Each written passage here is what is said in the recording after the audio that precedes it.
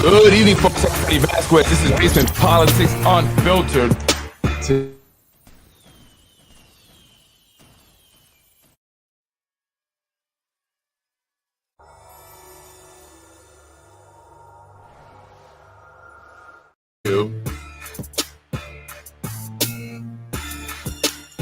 How you doing, folks? I'm Freddy Vazquez. Basement Politics. Get out of here. How's it going, folks? Check this out.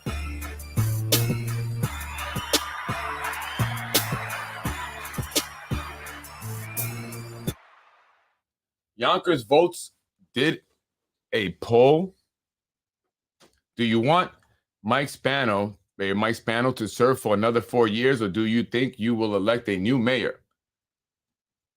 24% said 4 more years, and 76% said new mayor.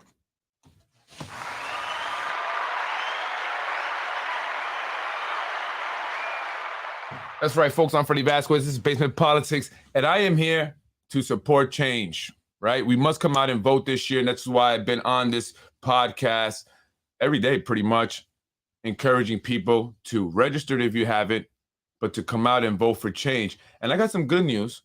When I was up at the Board of Election today, the woman told me that more people have registered to vote this year. So that's a good thing. So hopefully there'll be a lot more people coming out to vote. I think people are very fed up. They know they need change, and they're tired of the political corruption. And one of the forms of political corruption that people here in the city of Yonkers are tired of is nepotism. Nepotism. And it just does not refer to family. It also refers to friends. And I've been talking about that a lot recently. John Rubo, Mike Spano, and former Commissioner John Mueller here. Just want to play a quick clip of this, quick soundbite.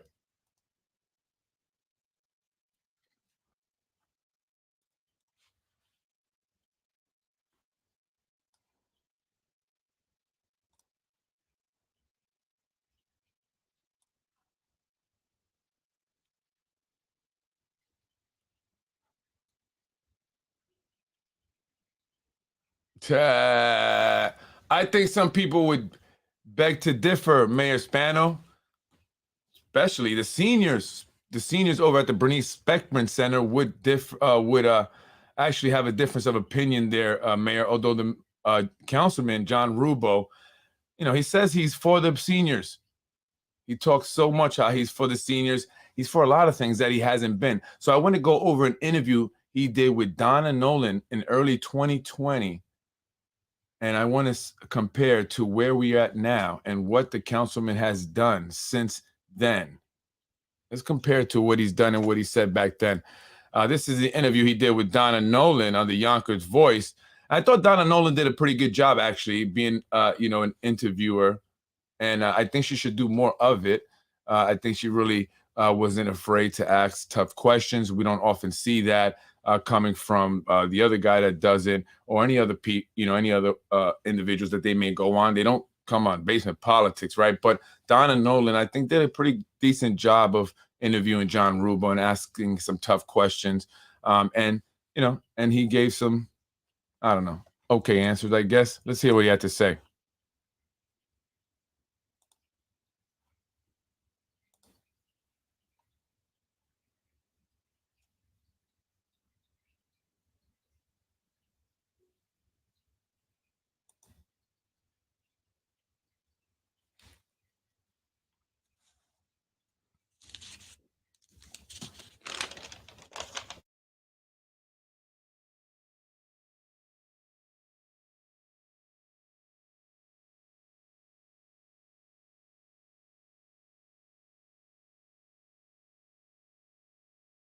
I'm sorry. He's talking about why he switched from a Republican to a Democrat. As many of you know, he used to be a Republican. Now he's a Democrat. And someone said that he's actually a Spanocrat, which I like that term, actually. So he's saying, I'm still John Rubo. I was a Republican. Now I'm a Democrat, but I'm still John Rubo. Still the same old guy, right? Guess that's not really necessarily a good thing.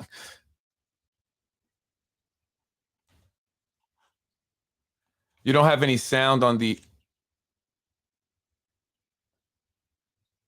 Can't hear the video.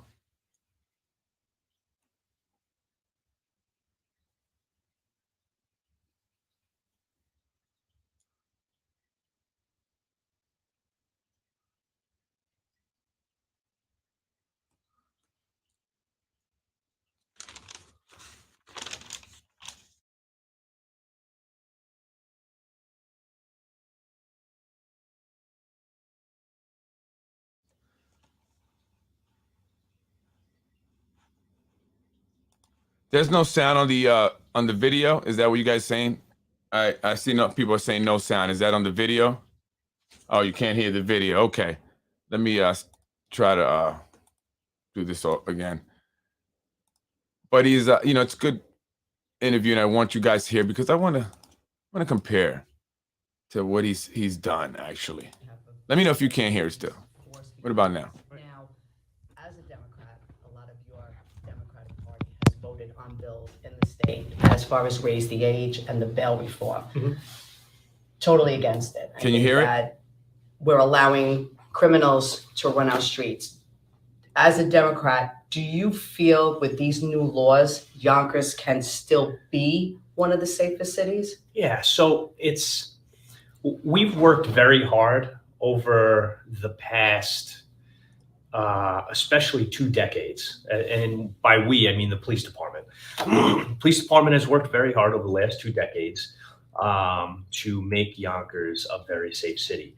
And so it's the FBI that takes a look at all crime statistics, and they say, based on where you were and based on cities your size in the United States, you are the safest city in the United States of your size. And I think when you go to community meetings, what you hear now is mostly about things like more quality of life issues for the police department. So things like shoplifting now has become, because I represent the Cross County Shopping Center. So shoplifting at Cross County has been a topic of discussion. People breaking into cars randomly on Bronx River Road every now and then. Those are the quality of life issues that we're dealing with.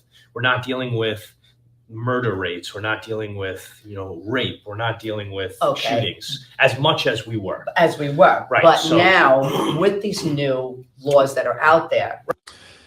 So, they've been touting that Yonkers is the safest city, for the size compared to other cities. And, John Rubio says that we don't have issues with murders, and gun violence necessarily. It's more shoplifting, car burglaries, and stolen cars. If you saw today, there was a police activity over on Ashburton, an individual who had stolen a car in the Bronx, brought it over to Yonkers, which happens many times, but we've seen an uptick in, carjackings. But it seems like the city still is, having its problems with crime. And I wanted to just show this really quick from Hezi, where he says, Yonkers, the most safe city of its size in America, has fallen into 7th place or position within 2 years under Police Commissioner John Mueller, which is the former police commissioner. He's no longer here. But John Rubio, at this time, he also praises John Mueller, right? And he agreed with the appointment by Mayor Mike Spano. And I don't know, maybe that's why they got rid of him, but I'm sure there was a lot of other reasons for getting rid of him. But I don't know, what do you guys feel about crime? Is crime down? Is Yonkers the safest big city, or does it not feel safe? I mean, we've seen, recently a lot of stabbings happening, even in the schools, right? We see the incident in the Yonkers Middle High School maybe about a month ago. Early in the year, in the beginning of the year, we had like a string of stabbings in the better part or the beginning of January, right? And so we see a lot of carjackings and the catalytic converters being stolen. So yeah, that's still crime though, John. Thank God no one's being killed, right? Thank God, but it's still crime and it still affects the quality of life, and people still don't want to have to deal with that, John, right? So we still have some stuff we have to work on. And it's given a desk appearance ticket. Now the chance is led by a very good commissioner and very good chiefs. Little comfort in the changes that were made is that that I think our police department is led by a very good commissioner and very good chiefs. And we're not alone in the changes. No. And so we're going to be a part of police departments around the state that are going to have to deal with this. So I feel a little bit of comfort in the fact that I think we're led by some very talented people, and they are also members of various organizations around Westchester County and New York State. So I think we have to take a look at what's going to happen. Do I worry? Yeah, I worry about any major change that comes down from Albany. The one change I would like to see come down from Albany is funding for our schools. Funding for our schools. Funding for our schools. It's Albany's fault. Mueller was doing a good job until the mayor decided he wasn't useful. I don't know. That depends on who you ask. I mean, if you've been watching the podcast with Anthony DiMaggio, former police lieutenant, he'd say, different. He in Montero, also former police officer, young police officer who sued, would probably say different. And so a lot of people have had issues with Mueller. He didn't last very long. They say he's no Chucky Gardner, right? Who was the the commissioner that was there before Mueller was named commissioner. If he had remained a Republican, he would be calling out the governor, senator, and Alvin Bragg for no bail laws. What does he think he has caused people to take whatever they want from the stores? This has placed more stress on police. Absolutely.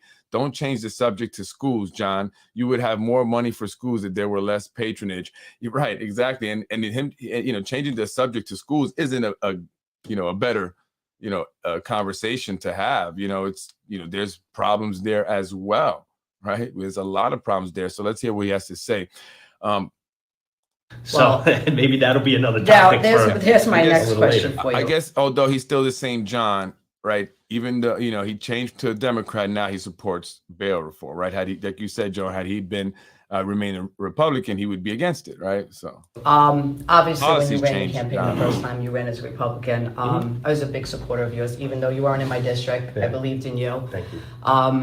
You did run a campaign based on the fact you weren't going to raise taxes, which there was other people that did too. Well, and then went and voted on it. So Right. that kind of has me like, all right, John, I want to, So like- I didn't run a Listen to campaign this. that I would keep taxes flat. My campaign, and we can pull back some of the literature, it says we're going to hold the line on taxes. And that's often the wording that I used, was hold the line on taxes. So, but I knew that we would need to raise taxes, especially my first budget, because I knew what the budget looked like. I knew that the final phase of raises for our workforce were going to be coming up, and the revenue that we had wasn't going to meet the expenses that were coming. So I could never go out and promise, and I'm sure there are plenty of you Facebook videos or whether I was at Hyatt or on this channel, but you'll never see me say I will never raise taxes. But I want.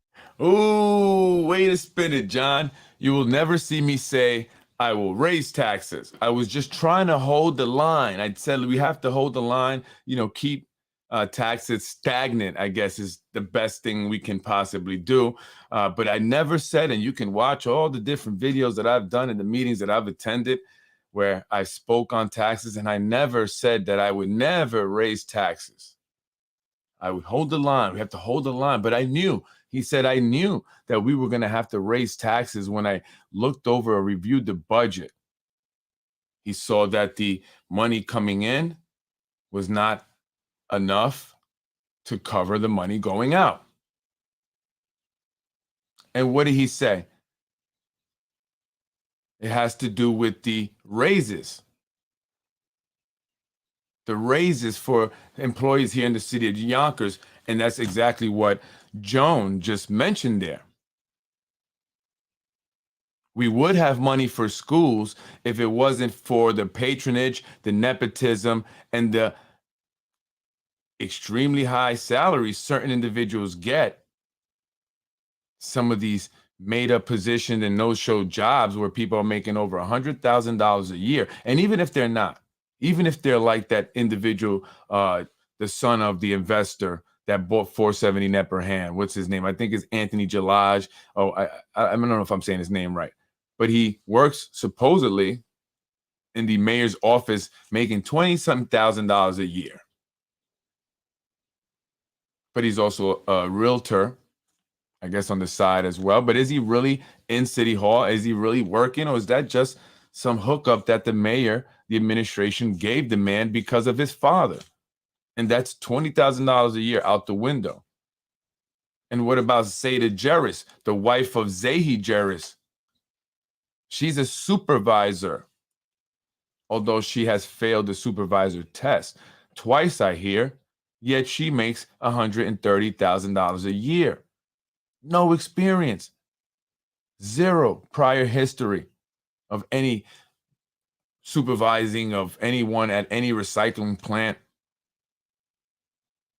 The job before that, she was working in Mike Cater's office, and that was a hookup.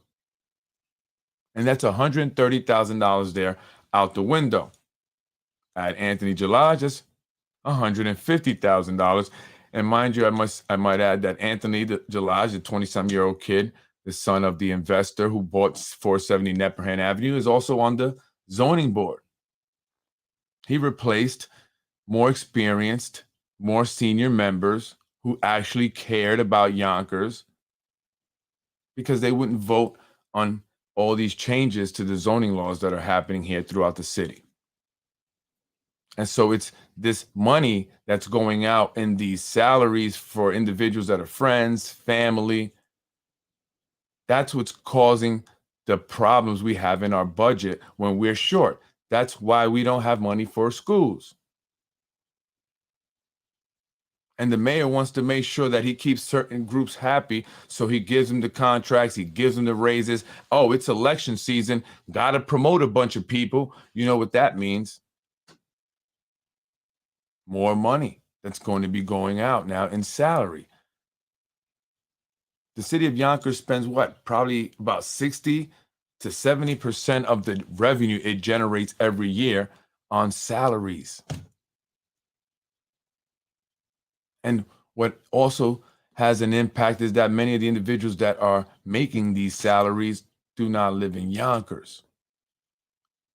And so while the average city employee makes over $150,000 a year, the average person in Yonkers who lives here makes $35,000 a year. And so they want to push them out because they don't pay taxes really, or they don't pay much if they do. And we need to bring in higher income earners so we can tax them. That's how we fix our schools. That's the idea. Or why don't you, give the jobs to the people who live here and then incentivize them to stay so they can take that $150,000 or even $200 and whatever $1,000 and buy homes here, pay taxes here, instead of letting all that tax money leave the city of Yonkers.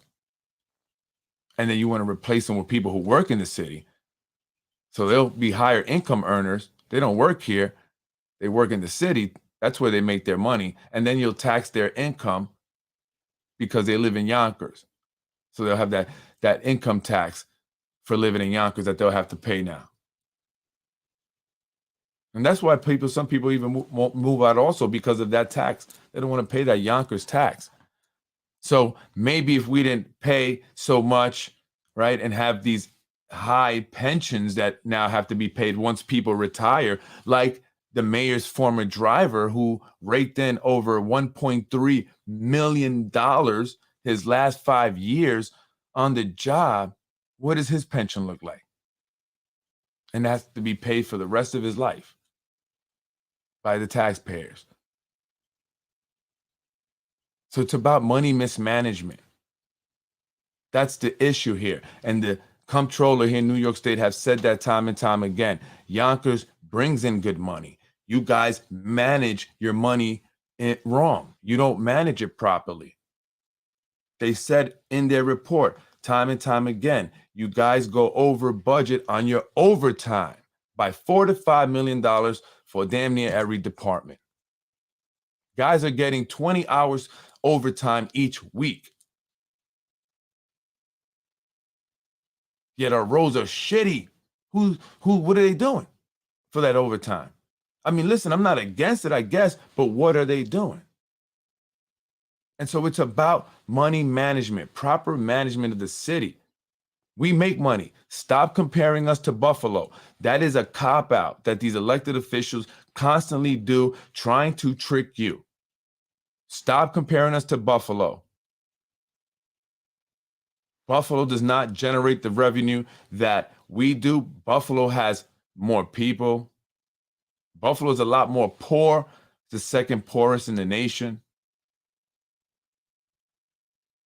They also have charter schools, more charter schools than Yonkers does. So there's a certain amount of money that they get because of the charter schools that we don't get, which is why they get more money overall. So you have to understand, they throw that general statement at you and try to confuse you so you could be mad at the state when it's their fault. They're mismanaging the money.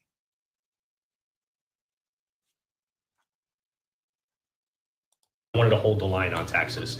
And that's what we're working on. And I think we've put ourselves in a pretty good position now where we finally have a contingency fund of about $5 million. Exactly. That, so to speak, is our rainy day fund. So we can start to be a little bit more responsible as we're trying to grow the city. Now, contracts will be coming up again, right? Yeah, it is. Listen. I have the utmost respect for our police department, our fire department, teachers. I have the utmost all of our respect city for them. workers. They're out there, especially our police department are out there 24/7. Right. And they're facing tough times. What I don't feel is that we should be catering to those contracts, but we do have a school system that is failing and we have a state that's not helping us. Right. So I'm not really crazy about going into all these big contract talks, knowing that we have a school system. Has the school system come a long way? Yes, it has, but it can also needs to go a lot further. Right. What would you do differently now that you're a Democrat to focus more on the schools and not focus so much on those contracts? What would you do differently? Well, he doesn't know. So first, whether Republican or Democrat, I've always supported the schools. I send my son is now in a pre-K program in the Yonkers Public Schools.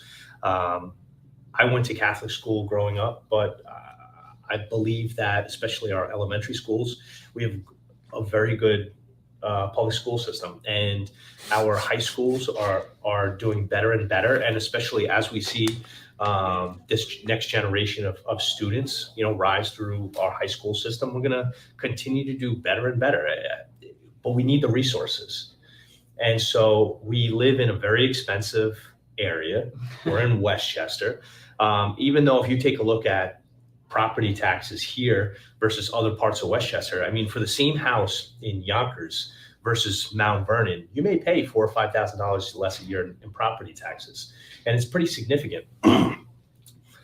We do need the resources for our school system.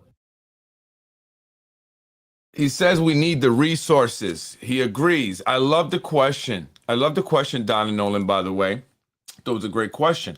Contracts are coming up around that time. This is 2020. If you're just joining the podcast, this is an old interview. I'm just comparing to what he said then and, what's happening now. What has he done?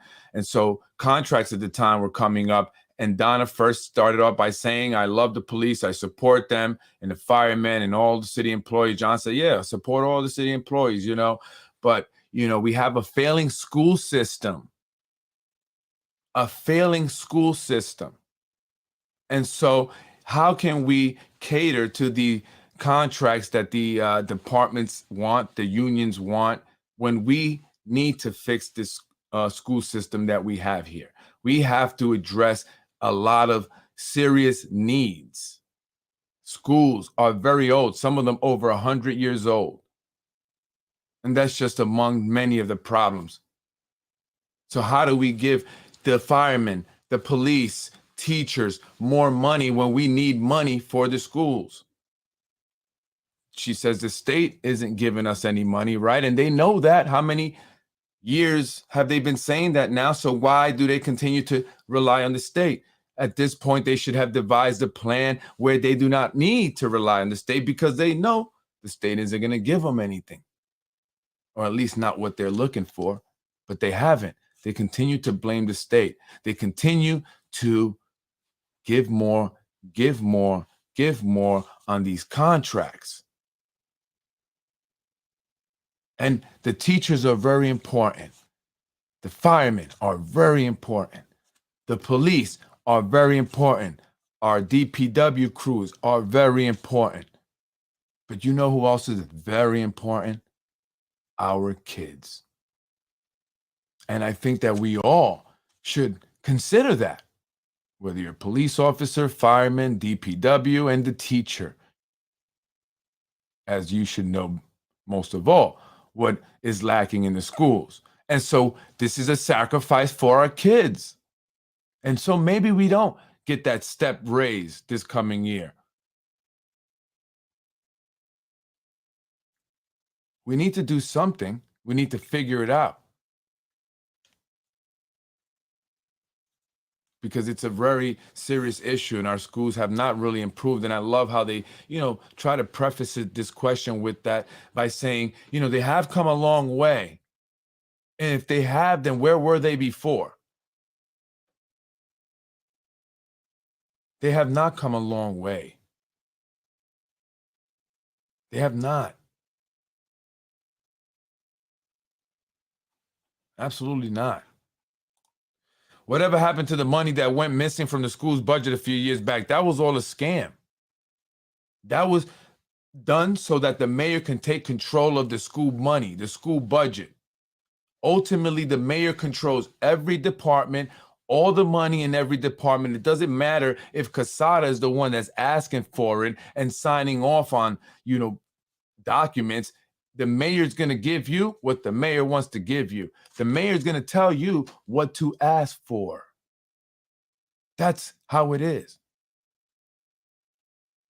It's a strong mayor for real here in the city of Yonkers. Strong mayor.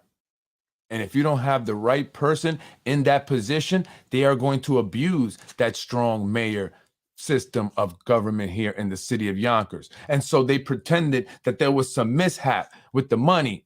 And so the mayor needed to take it over so he can manage it better.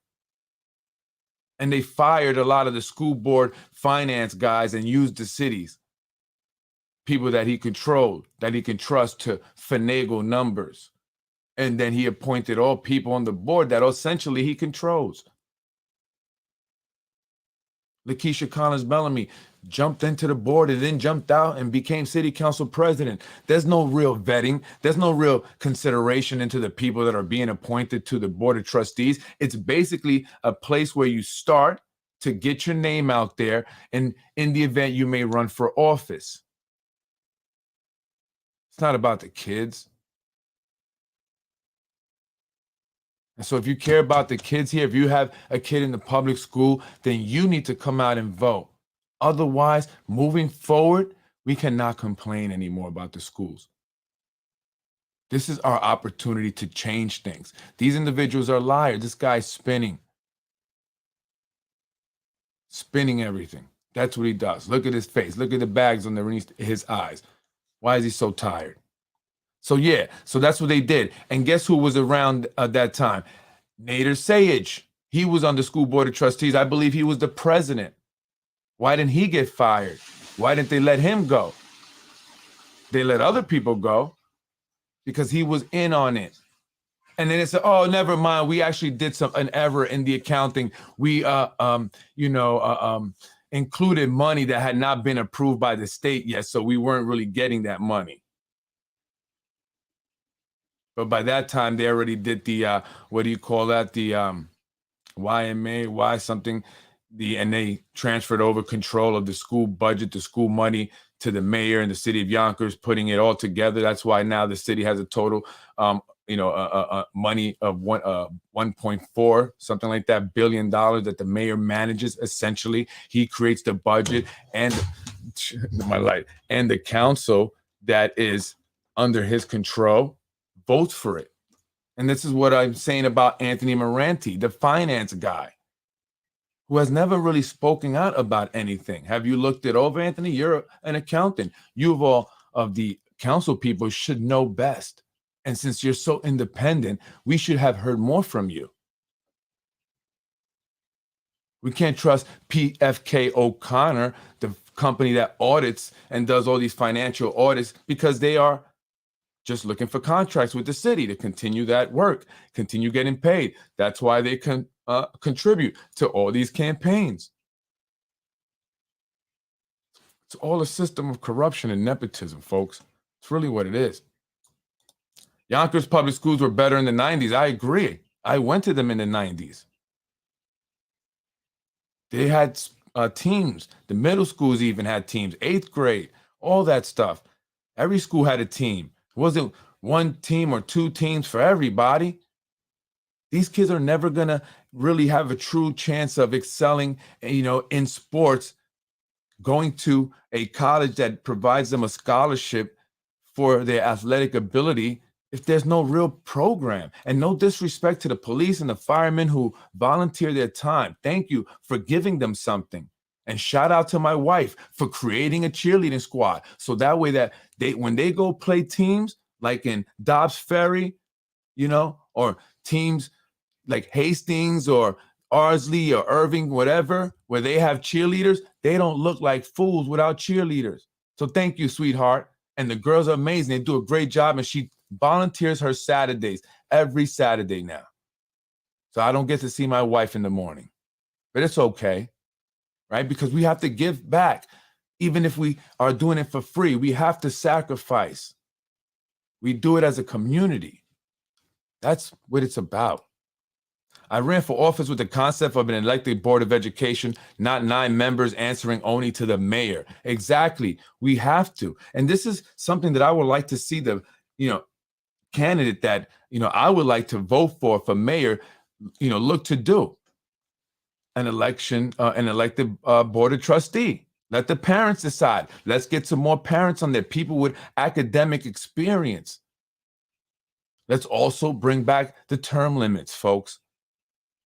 Back to 2, because that's what the people wanted originally. Now, if we want it to be 3 and 4, then we let the people decide.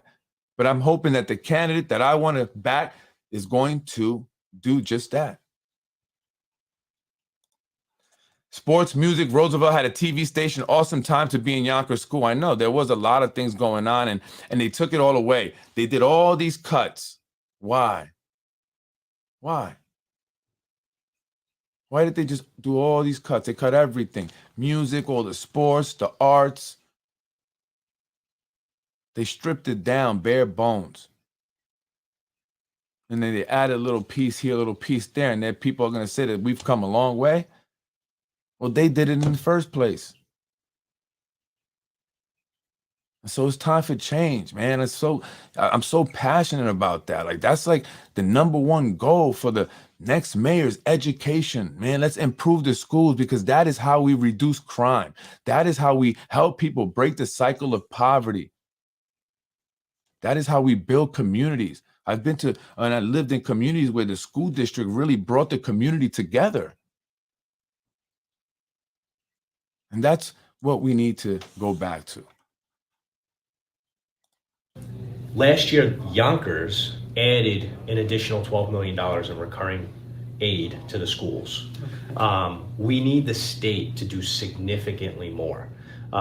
There's a formula up there that's broken. The formula takes a look You're broken, John. Property values. It takes a look at income levels. And so, yes, property values are higher here than Buffalo. You can probably buy a home in Buffalo for $100,000. You're going to buy a home down here for $450,000. But you're making a little bit more on average down here in income. Look at him trying to spin. But that's not the right way to take a look at this. No, not at all. But no, not at all, John. What he's trying to say is that property values a bit more here, and he's trying to spin it. Bottom line, Buffalo is the second poorest city in the country. They don't make a lot of money up there. They don't generate the revenue. They actually are bigger. Their school district is bigger. They have more charter schools, which the state pays for. They don't have the jobs like Yonkers does. The city is not paying people $150,000, $200,000 a year. And that's what the comptroller is saying. Hey, well, you guys got to figure out. It's a business, right? Like a business. If you're running a business and you're not making money, you're in the hole at the end of the year, and 60% of your income or the revenue that you generate is going to your employee salaries, you're going to just continue hiring employees, or you're going to start to let people go and reduce salaries in order to keep some. And that's how you have to think about it. You have to run it like a business. But when you have individuals that truly never have done anything else but politics, then they start a business. Or maybe the business was handed down to them. Or maybe they have partners in that business who are truly the business minds. This is what they do. If this was a company, this city, it would have folded a long time ago. A long time ago. And so instead of doing what's necessary, reducing the necessary expenses, they continue to pay those and increase those expenses while blaming the state and taking away from schools, our communities, the roads, the water pipes that need to be fixed up, the sewage system that needs to be fixed, repaired badly. And they don't care, because at the end of the day, eventually they're going to go. They're not going to be here. It's not their company. It's not their city. They just get to play with the money. That's it. And by the way, he says that Mount Vernon, is the taxes, right? You're going to pay less here in Yonkers. Is that right? That right, John? This home here is in Mount Vernon. I don't want to see the pictures. Oh, I just had it up and now it went away. Well, anyway, the taxes on that home in Mount Vernon were less. Here in Yonkers, $685,000, 3-bedroom, 2-bath, 2,600 square feet. Taxes 21, 20, 2019, 13.8. 13.8. And had another one that was comparable to that in Mount Vernon, but the taxes in the Mount Vernon home were only $9,000. So it was cheaper, the taxes in Mount Vernon. And so John's saying that, it's cheaper here. Well, I found examples to contradict what John has said. So, where's the money going, John? You guys are mismanaging the money. Mismanaging the money. Obviously, since Mayor Spano's been mayor, we've had a lot of redevelopment in Yonkers. Yonkers has come a long way, and it looks beautiful. I honestly love the way everything is coming, and we have all these development. And I'm all for developing. We have to do it. Right. When these developers are coming in, and we are giving them the incentive with the tax breaks and stuff like that, why can't we also give that incentive to say, hey, listen, you want to come into our city, you want to build, that's great. We want you here, it brings more people coming to our city, but we also would like you to do something for our schools. Say this one needs a new gym, or this one needs work done in the classroom. We need books donated. Why can't we, as a community, as the city of Yonkers, ask them also, as we're giving to them, to give us back a little bit more and maybe do something for our schools, since the state's not going to change. We've been fighting this for years. Right. And it seems like every year we get the same story, but so why can't we make it more interesting for the developers to say, okay, well, you know what, I'll donate books, or I'll some way fix a school for you. Is that anything that can be done? Can you talk to them or speak to them about that? Yeah. So yes, is the short answer. The long answer is that there, and this is where look at them thinking. Certain people, we all have great ideas, and you see many of these great ideas, like on the Yonkers Voice, on the comments. So for something like that to happen, we'd have to have a fund available where they would be putting money into a fund, and then we'd have to disperse the money. And then does it go through the IDA? Does it go through the city of Yonkers? A developer wouldn't be able to just come in and do the work and say, all right, we're developers, we have contractors, we'll go in and fix your gym. We'd probably be violating a ton of labor laws. Right. Listen to this. Because that work belongs to unions within our city. But really? Many of these groups, many of the developers, they give back in many different and smaller ways throughout the year and ongoing, whether it be for sponsoring events, maybe not directly related to the school system, but tonight is my brother's keeper dinner. And many of these developers will buy tables at the dinner. They give to the organization. They try to support the organization. Or another one is the Yonkers Partners in Education. As they raise money to try to help kids prepare for college and SATs, many of these developers are also contributing to organizations like that. So although they may not be repairing a gym, which is needed, they're giving back in other ways. So now, what a load of crap, a crock of ish, right? That's such BS. He spun the crap out of that. That's such BS. I don't even know where to begin. He goes, in order for us to do something like that, we would have to create a fund, and then we'd have to disperse the money. And that could be illegal. There could be some, laws that we're breaking. I mean, because we have to make sure also that the developers, they have their contractors and and our union, the unions here, they do that work. Really? Are they doing the work? Or is it those guys from Connecticut and Jersey and Rochester and everywhere else but Yonkers or Westchester for that matter? John, what's so difficult about it? If I was in charge and, someone suggested that, which I would have already been having them pay for things to begin with, right? But if someone has suggested that because I didn't think of it, I would say, oh, that's a great idea. Hey, AMS, because John works for AMS. Okay, they're his landlords. They are his daddy, point blank, period. They are his daddy, AMS. And so I would say, hey, AMS, this is what we need. I would have a list of things that were needed to be done in the schools already, because that would be my focus. Improving everything I can in this school district, from the buildings to the quality of the education being put out, to the programming, to the staff, everything.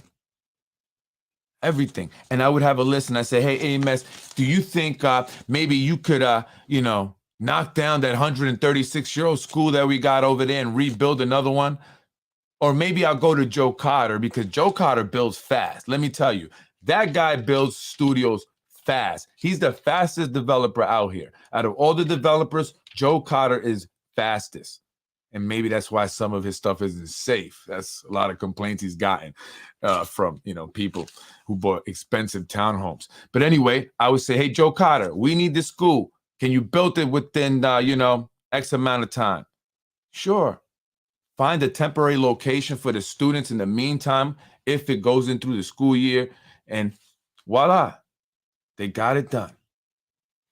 It's the big deal. Or if I wanted our union guys to do the work, then, hey, Joe Carter, hey, AMS, hey, Ginsburg, I need about $24 million so we can build the second school. Why don't you ask for that, John? We need 3 new schools, according to a report that was done. They could only afford to build one, and that's taking forever on McLean over there, and that's already gone over budget. They started with $80 million for this school, and now they're around 100.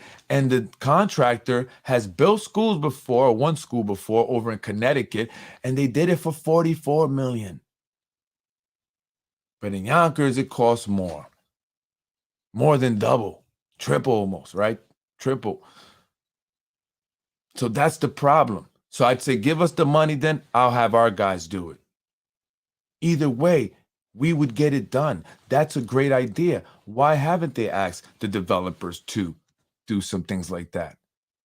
You know what they've done for us? And they try to sell us on, oh, they're fixing renovating the parks and they're doing this park and, right, because it's next to their development and they want it to look nice. They don't want a crappy park right by the, big architectural masterpiece they just built.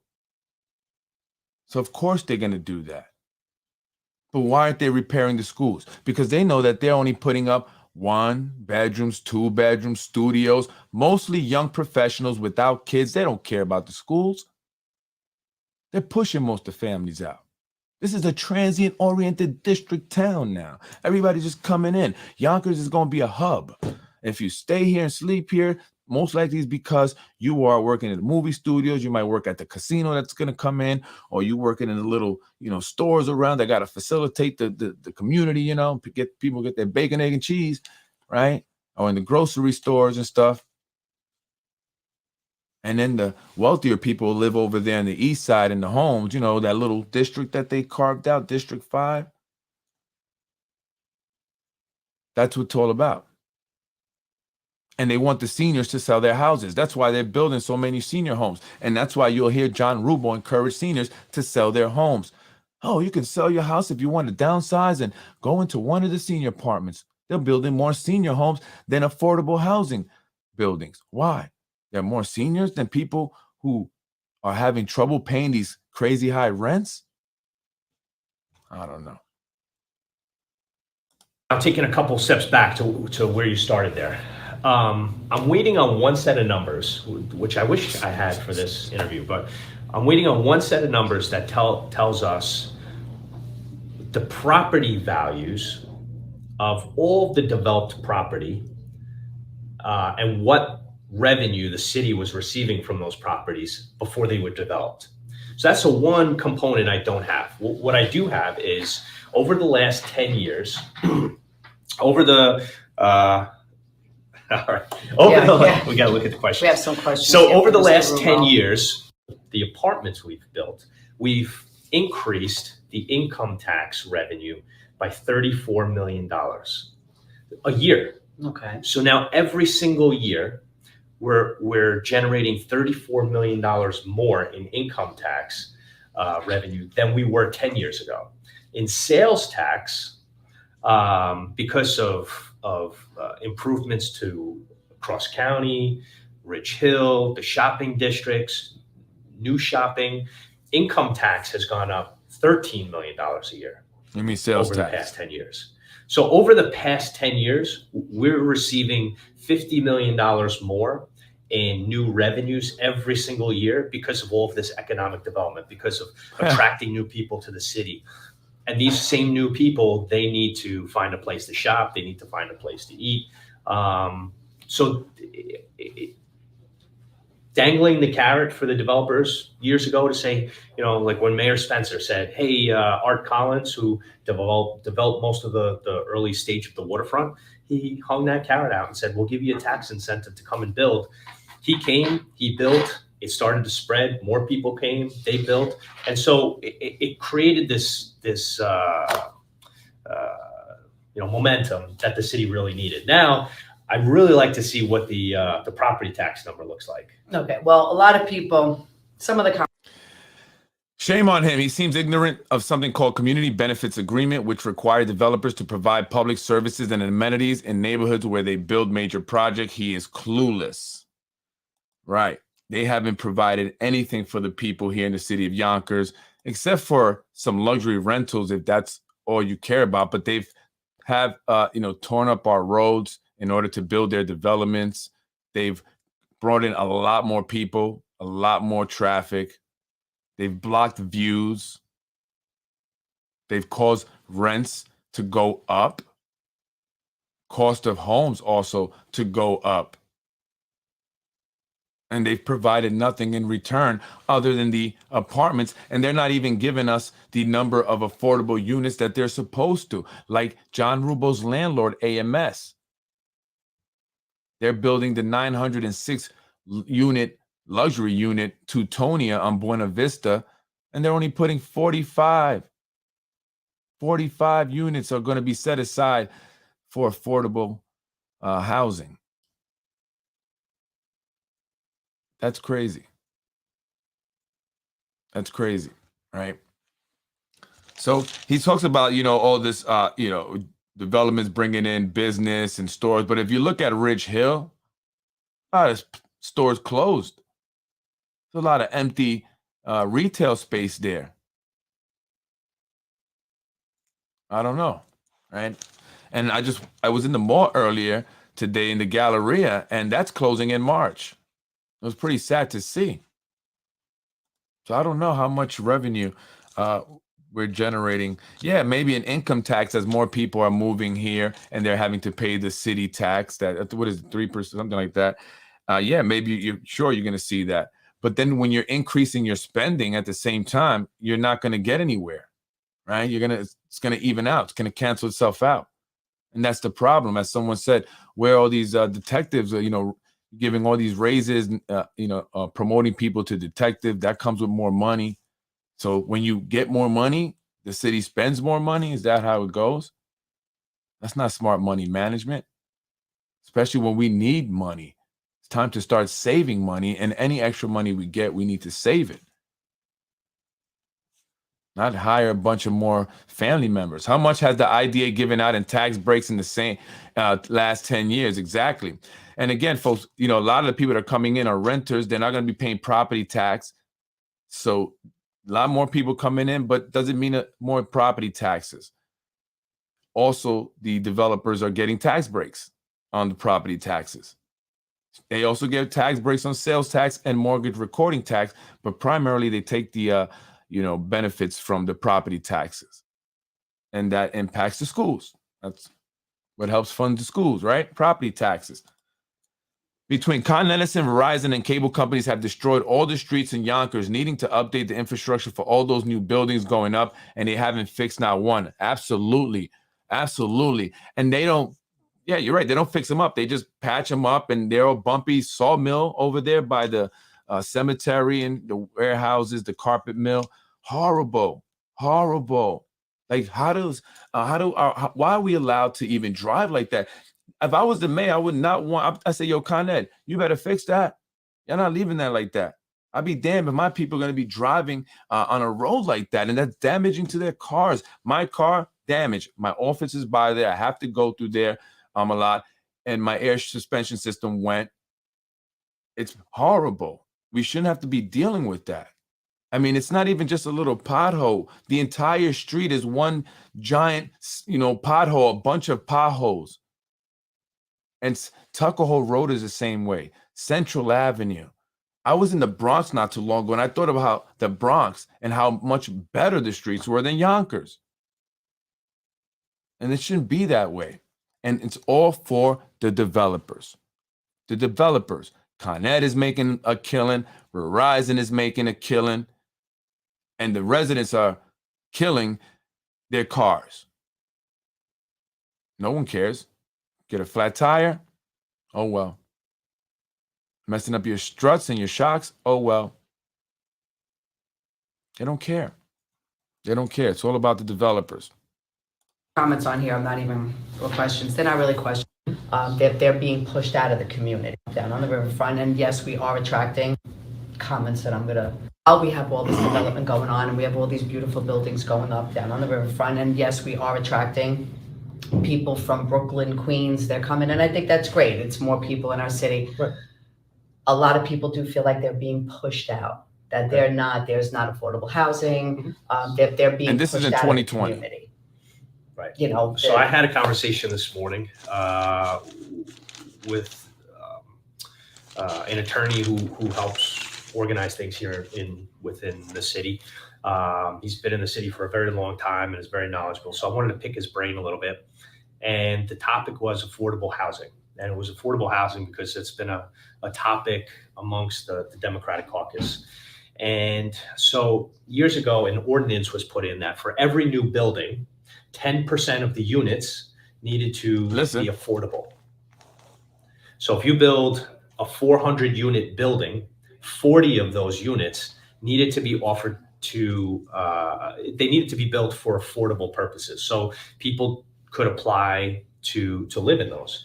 Now, that message barely ever gets out, right? So most people probably who are commenting don't even realize that they can probably apply for and be accepted into one of those affordable units.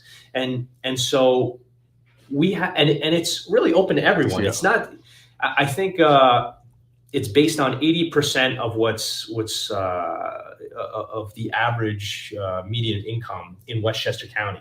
So 80% of that is $80,000 a year. So if you make $80,000 or less every year, you would apply for one of these units. So then how do people? So he says every development going up, and people don't notice, there's a 10% ordinance, and they have to put 10% of the, set aside 10% of the apartments for affordable housing, those who qualify. And he gave an example of a building that has 400 units. It would then have to be required to have 40 units set aside for those who qualify for affordable housing. So then why, John, tell me this, why is the landlord, your landlord, AMS, the developers that are building all over Yonkers, the ones that are doing the Getty Square master plan, the ones that made an entire firehouse move because they wanted the property, not adhering to that ordinance, John? The Teutonia is only going to have 45 units set aside out of 906. It's technically less than 5%. That's your landlord, John.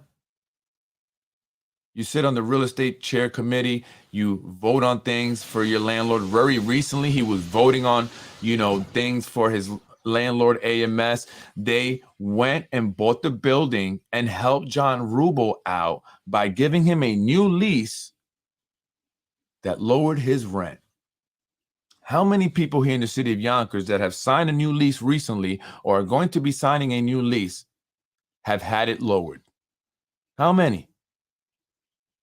John Rubel did. Why? Because he sits on the chair of the real estate committee. They need a councilman in their pocket. Perfect.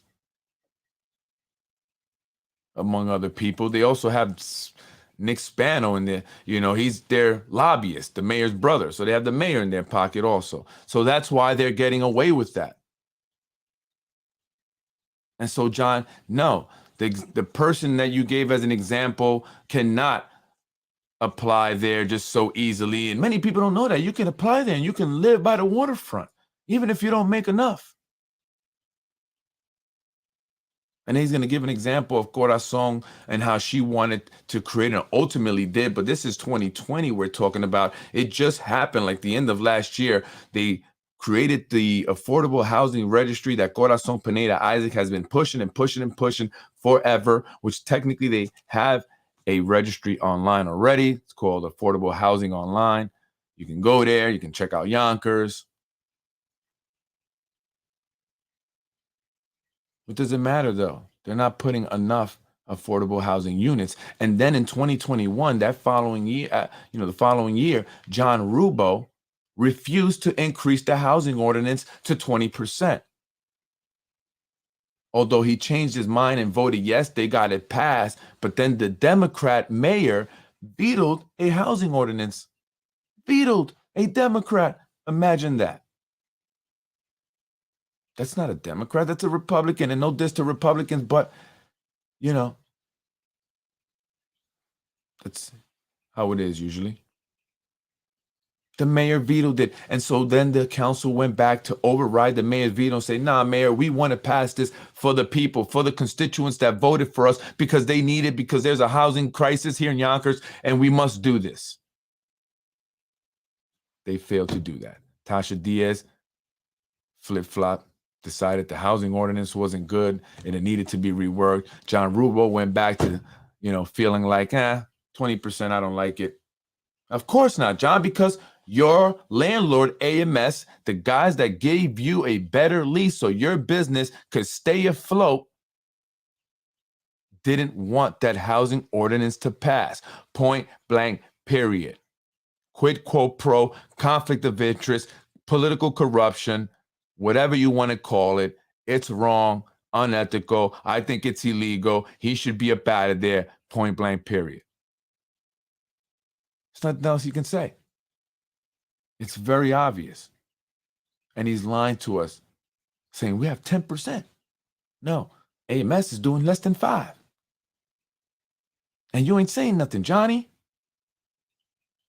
Because you're making money. You can't wait till that 906 luxury building is built. All those people are going to be coming to your bar, getting drunk. Let's hope they don't leave there and drive drunk and crash on Central Avenue, just like Akeem Jamal did after he left your establishment driving drunk. But you want to shut down duos, right? What about CJ Hackett? You care about him? What about those bars? Aren't they responsible? The man admitted that they gave him over 17 drinks and let him leave. I wonder how things went.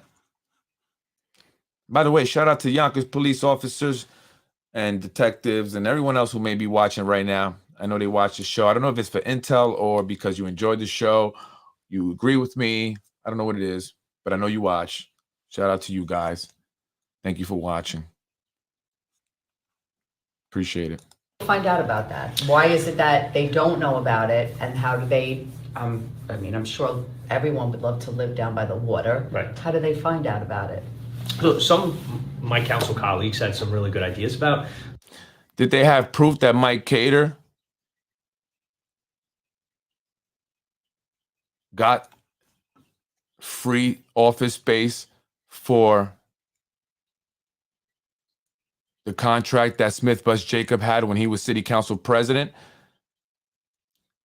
No, they based it off a letter that was written by Ron Mattin. So why doesn't the council base it off what many people have said and what I've said on my podcast? Do I have to write a letter like Ron Mattin to the city council for them to have Liam McLaughlin, John Rubo's good friend, launch an investigation into the matter? Why is he on the chair of the real estate committee? Why is AMS only doing less than 5% when the affordable housing ordinance is at least 10% now? You know, they got to look into it. You know, I can't get all the records, but I can tell you what very reliable sources have told me, sources that have been correct. Because, folks, I don't just think of these things out of my mind, you know, things that I say that you guys know have been right. I have very reliable sources. I do some research and I do make some connections. But I also have a lot of reliable sources, people on the inside, people very close, people that speak to high up people, whatever you want to call them, very important, high in the totem pole, tier 1. And so I believe it. A lot of those businesses weren't doing too well down at the waterfront. They were going under. Xavier, Zupa, Yonkers Brewing Company. John Rubo got a loan. Why they haven't disputed what I've said? John Rubo got a loan from the city and he didn't even pay it back. Who paid that? The city? No, it was the taxpayers, not the city. We call it the city, but it's the taxpayers. So we give John Rubo a loan. He doesn't have to pay it back for his business. Does that happen for everybody? No. Only for John Rubo, people like Mr. Dos Marias Alfonso. He gets $50,000 from the mayor. Why? So he can, you know, push the Mexican community towards supporting the mayor, right? Just like the Mexican American Chamber of Commerce wrote a letter to the city council saying, hey, we love Mike Spano so much, we want you guys to create a 4th-term opportunity for him. But they were really set up and put into a position where they had to do that because the mayor Hit them with a $30,000 bill for their Independence Day festival. And they didn't have the $30,000. And you know, Roberto ain't going to pay that. Alfonso ain't going to pay that. So who going to pay that? So they went and copped the plea. Hey, Mr. Mayor, what do you mean? You told us we were going to be taken care of, that you had this. Oh, did I say that? Well, listen, this is what we can do. Just write you a letter over to the city council there now, boy. Tell them that you want me, run it for a term, and I'll be surely gladly to make that invoice go away. How'd you like that, boy? Yes, sir. Yes, sir. That's exactly what they did. So Roberto could go on baking delicious cookies that I do enjoy, wearing Gucci shoes, which I thought they were cool. But a lot of people don't have that opportunity, especially with this mayor in office. Right? How much of a loan did Rubo get? Can you share it, please? Not disputing the facts, but if there is proof. Yeah. How about we ask Liam McLaughlin to investigate it? Why don't you write a letter to Liam McLaughlin's office, just like Ron Mattin did, and say, hey, Ron, Mr. Liam McLaughlin, Inspector General, you know, this is what I hear. Just like Ron Mattin did. That's what launched the investigation into Mike Cater. That's what destroyed his career politically. That's what caused his family to be attacked in the most disgusting ways, the same as my family. But yet and still, I got to provide the proof. I can't do all of that, but you can write a letter. This is what I'm saying. Because the council should respond in the same manner. Don't you think? They did it to Mike Cater. So why doesn't Liam investigate that? Right? I think you should write a letter. You should. If you want to know, if you truly want to know, write a letter to Liam McLaughlin and say, hey, Liam, I need you to investigate this as well, to the city council. Say, hey, this is what we heard. Just like Mike Cater's situation, when you guys got a letter and heard this also needs to be investigated. Can we please see an investigation happen? Because right now, Mike Cater's still under investigation. Mimi Roca's got it now. How do you think that impacts a man when it's BS? His family. And this is not Mike Cater talking. This is not anything that Mike Cater's putting me up to do, or anybody in the Cater family, because I haven't spoken to them in a while. This is me being a man and speaking up for what's right. And I've been through what he's been through, so I know. And so then, write the letter. Write the letter. Yeah, no, it's not funny, though. It's not funny. Write a letter, although it's not funny. That's exactly what happened with Mike Cater, right? Yonkers Tribune did an article about some quid quo pro and Mike Cater. Ron Mattin wrote a letter, sent it to the city council. They look at the letter. They then based their decision to ask Liam to launch an investigation. So then they wrote a letter to Liam McLaughlin, which at first 6 of the council members signed. Obviously, Mike Cater's not signing, and they sent it over to Liam. Then they wrote a second letter, which only 5 signed. Anthony Moranti didn't sign the second one. Why? Ask him, right? Ask him why. But they still launched an investigation into Mike Cater, and they wanted the lease. They wanted his leases, right? Same thing. There you go. Why not? Isn't it the same thing, or I'm bugging? That's what I'm saying. And I think this was Corazon Pineda Isaac who came up with this idea is go on and have fun, get at it. And that's another way for you to be able to apply for some of those affordable units. In addition, if you come out of college and you have a $100,000 school loan and you're a social worker making $40,000 a year, well, you can live on the waterfront in a beautiful apartment. And so I think we could take it a couple steps further. There are some other things that we can do, but to promote it. Right. And as a part of this, there are much deeper and further discussions that can be had, because the affordable ordinance allows for the developers to say, hey, you know what? Instead of putting the affordable unit in our building, we're going to put the money into a fund. And then the city can take that money and theoretically build affordable units in various parts of the community so that it is a little bit more affordable to people, for people. I have this idea where I'd like to see some of that money in the fund be used as grant money. So if you're a owner-occupied multifamily house, if you have a two-family house somewhere around here, it has to be within the developed area. But you could say, hey, look, apply to the fund. We'll give you a little bit of money to fix up your house, but you have to rent it out at an affordable rate so that we're growing our base of affordable housing. There's so many really creative, out-of-the-box things that we can do. Yeah. Father Pat Carroll. I agree. You hear what he's trying to do? He thinks he's slick. Hey, this guy. You know what makes me the most mad? Like, honestly, I don't really get personally mad, but what makes me personally mad is how they try to lie. They just try to play you, right? Like you're stupid. I hate when they try to insult your intelligence, right? Like, they just tell you whatever. And he's trying to say here, well, we have that. He's talking about the Affordable Housing Trust Fund, right? So if a developer decides not to put the 10% required affordable units in their development, which this is a loophole they created and built basically for them now in that ordinance so they can get out of it. They're supposed to put the money that it will cost them to build those, however many units, if they're supposed to put 40, how much would it cost you to build 40 of those units, right? So each apartment, when developers go in, they have a number of how much each apartment is going to cost to build, all the specs and everything in there. So, okay, it takes, us 150 per apartment, right? So you have to multiply 150,000 times 40.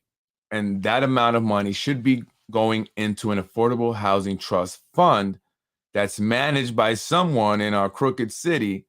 And that money is supposed to then be for the development of affordable housing somewhere else. So basically, here you go, take the money, get up out of here. We don't want you around. Is the money going in there? I don't know. How much they're actually paying? I don't know. Are they really paying the market value of building one of those apartments? Right? Are they giving the actual amount of money? I don't know. And then who manages and decides what to do with it? Well, John Rubo's saying what he'd like to do with some of that money is allow for people who have multifamily homes to apply for that money so they can fix it up, and then they can rent out the unit in their multifamily home or units, but they have to keep it affordable. You know what he's trying to set up? A loophole for investors to get free money to fix up their properties. Just like he wanted to, or he threw out the idea to Dr. Quesada, the superintendent, about the possibility of selling off the public school buildings and then renting them from investors who buy them. So they can jack up the rent every year, and then the school district can't pay its rent. And then they get kicked out, right? A bunch of kids out there, the buses are coming, we've been evicted. John Rubo's landlord, AMS, is kicking us out because the school district didn't pay their rent. Got to go to eviction court over there with Ada Medina and Andy Romano. You know how that goes. Rubo receivable $307,000 in two separate PPP loans. He was then sued by two of his minority employees in federal court. His case was only in court 8 months as he settled the case. It's PPP fraud. He also received $18,000 PPP loan for his small business, A Perfect Solution, which is where the FBI should be looking into. Find out what's that about. What money is he receiving through that company? Yes, John Rubo applied for and received over $300,000 in PPP loans, which goes to, keep your employees. You pay your salaries, right? Employee wages. However, John Rubo didn't use that money for his employees because he was sued by his employees who were Hispanic.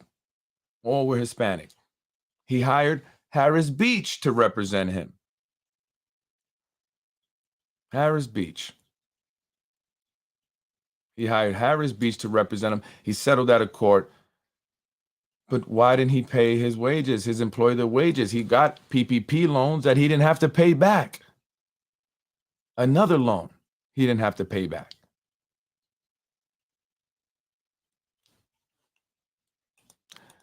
I was asking about loans beyond that from the Yonkers IDA. I have a list of that. I mean, you can also go on the IDA's page, but I have a spreadsheet on Excel that lists all of the properties, developments that have gone up, and the amount of money they got in tax breaks for the different categories of tax breaks they can get. I may have posted that before. I'll go through. I have so much stuff. I need a huge. I need like at least a 10-person team, literally, just to sort through the information, documents, papers that I have and put it together. Fortunately, I do have a job. Some people say, he's got I do, and I don't have the time, so it gets tough. But I have so much, so I'll look for it. I'll try to post it up. And Sam Borelli of the building department approved the newly renovated private properties. Yeah. That's why they put them there. That's why Mike Breen introduced legislation to reduce the requirement for building departments so they could put Sam Borelli, so they can then approve all this stuff for all these developers and their friends. So all nepotism. Nepotism, just like Tommy Tiedemann, the deputy commissioner of DPW who took over after Sam Borelli left there, because that's what he was doing before. Sam Borelli was the deputy commissioner of DPW, where he was suspended for 2 weeks without pay once, when Brandon McGrath, the then inspector general, investigated some of the contracts he handed out to his own company or his son's company, contracts from the city, right? He became deputy mayor, deputy of building inspector, building commissioner. Tom Tiedemann now took his place as deputy of commissioner of DPW. His son, Tommy T. Jr., I hear, he left. He's leaving his car stored on city property. He's been there over 6 months. So people have reached out to me, multiple people actually, on this one. Tommy T is not a liked man. They don't like you, Tommy T, at all. A lot of people have reached out to me about you, Tom T. They call you the union buster. They say you treat people like trash, you disrespect people, and your son thinks he can do whatever he wants. Tom T, tell your son not to be serving city employees. You guys are hot. Why are you going out to bars getting silly drunk, right? And then driving in city vehicles, being served by deputy commissioner's son. Tom T, your son serving other employees from the city too many drinks. I saw a guy stumbling out of that bar. Stumbling. Got it on video. Right? I don't even want to put that guy on blast. So I haven't put it up. I've been thinking about it. But he got into a pickup truck, and then drove off. And I tried to follow him because I was concerned. And I got lost him. Right? Because in order for me to have kept up with him, I was going to have to speed. You want to do that. But this is what people in the city of Yonkers do. Supervisors, commissioners, they get away with all this stuff. And the reason why I say write a letter is because you think it may not do nothing, it may not. But at least it's there. It's on record. It was done.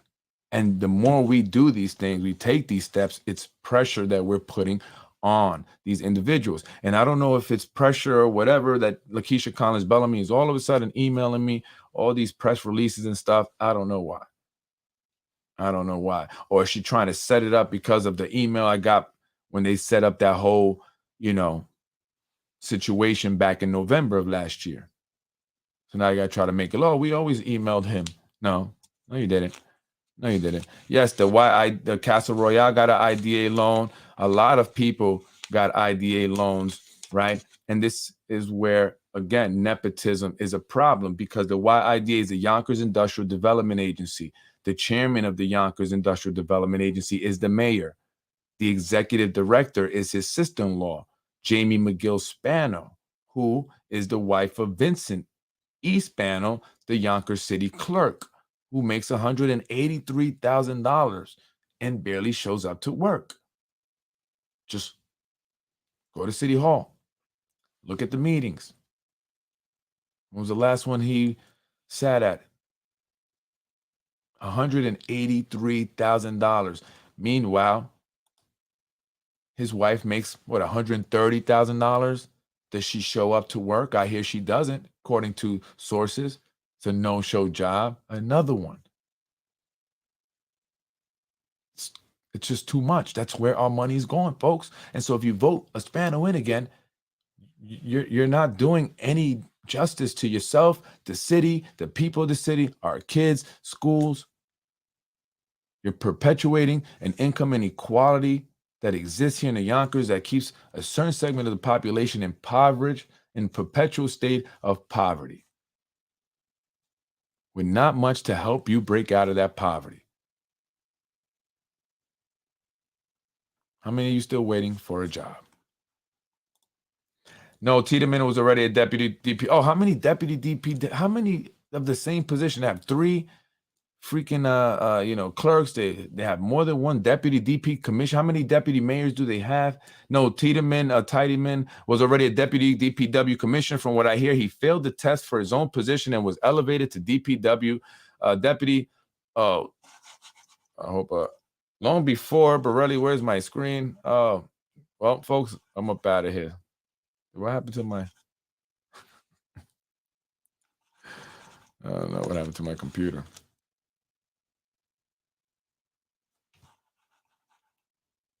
Whoop.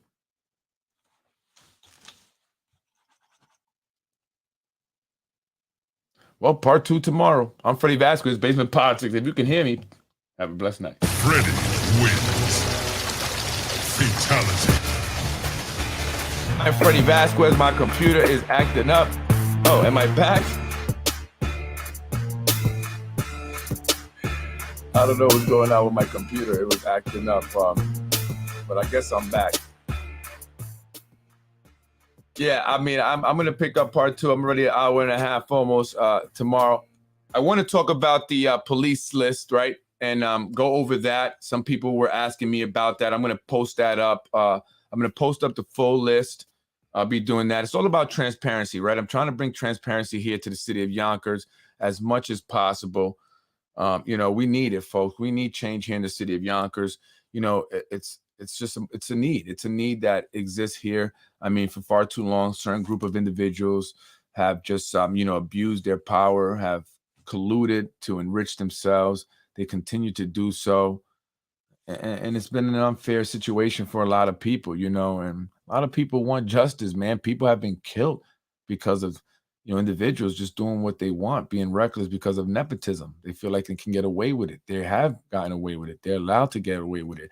People get assaulted. And I mean, it's talking about the YIDA, right? And the executive director, Jamie McGill Spano, the wife of Vinny Spano, bust this whole woman's face, because she took a picture or a video that she did not want at a party that they had where people was coked up and they, guy dove into the pool and cracked his head open.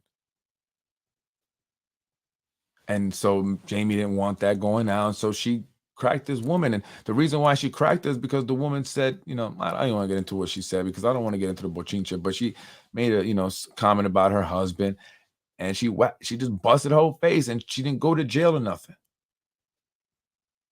Anybody else would be in jail. You can hit a kid and kill him, and they will allow you 3-day grace period so you can get your story together and get the drugs out your system. That's what I believe happened.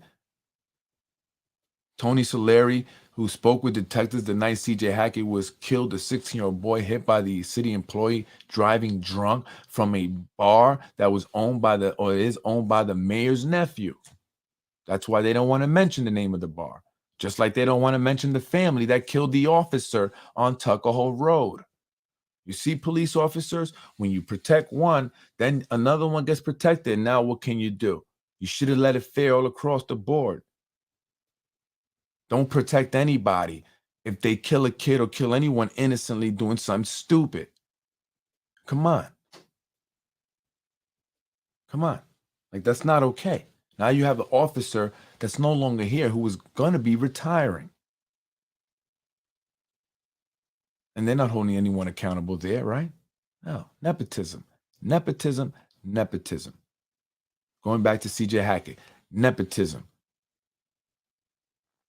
According to Tony Solari, the father of the boy that was with CJ Hackett, he heard officers say through the walkie-talkies, "We got him," the night that it happened. but then they said it was the wrong guy. I don't believe that. I don't believe that. I believe they got him. I believe they allowed him to go because his father was a former Yonkers police detective. That's my strong belief. And I don't have the proof of that, Maeve. But you have to use common sense when there's evidence lacking. We have to use our common sense. And that's helped me. That's led me to the right conclusions many times, putting two and two together. And so that's what I believe. And so that's nepotism. From what I hear, he failed the test for his position and was elevated to DPW long before Borelli went to the building. Jason Baker, yeah, I remember Jason Baker, former mayor's assistant, was named DPW deputy. That's right, as well as Lenny Spano. I mean, these guys just get moved from one position that has nothing to do with the other. Like when they moved a few people around, they moved this one guy. He was I forgot where he was doing, and they put him into the finance department, but he wasn't doing anything with finance. And I'm just like, is he even qualified? But it doesn't matter. They tell the people what to do. The mayor and the administration has a smaller group of people that doesn't consist of John Rubo and Sam Borelli and them. It consists of attorneys and accountants that we probably don't even know, who know how to cook things up. They tell what the commissioners what they're going to ask for in their budgets and what they're going to get. They just go there and read the script. That's it. You can't blame Quesada for the schools. You cannot. The mayor took over that money and it was it. It was done deal. Done deal. If the crime is not reported, it didn't happen. That's how Yonkers stays safe. Yeah, I guess. But people know about it and people are talking about it. And I've heard that from several people, actually, that story. Several people. That was Lakeisha Collins Bellamy's party that they threw for her at Vinny Spano's house. From what I understand, Lenny Spano is an awesome employee, probably the only one who might deserve to be deputy. Yeah, I don't know. I haven't heard anything about Lenny Spano specifically negatively. We need a new mayor that will come in and clean all the heads of the entire city. 1,000%. I agree with you. Every single department. This way, those that are supposed to be in charge don't help their friends, kids. Accountability will come. Absolutely. We need accountability. And I agree with you. This person has to go in and clean house, get rid of individuals that are unqualified, don't belong there, didn't pass the test, got promoted just because they're a friend and a family member, that skipped another individual that was more deserving, that earned it, that has been waiting for it. So all you folks that are out there waiting, that have been overlooked, that have been skipped in line, have not received that promotion, have been treated like crap and trash, disrespected, not appreciated for your work ethic. Your time is coming. Make sure you come out and vote for change. It's time to get rid of these individuals. I'm sorry. Sam Borelli, you would go. You would go. Tom Meyer, see you later. See you later. You guys are corrupt. Nepotism, point blank, period.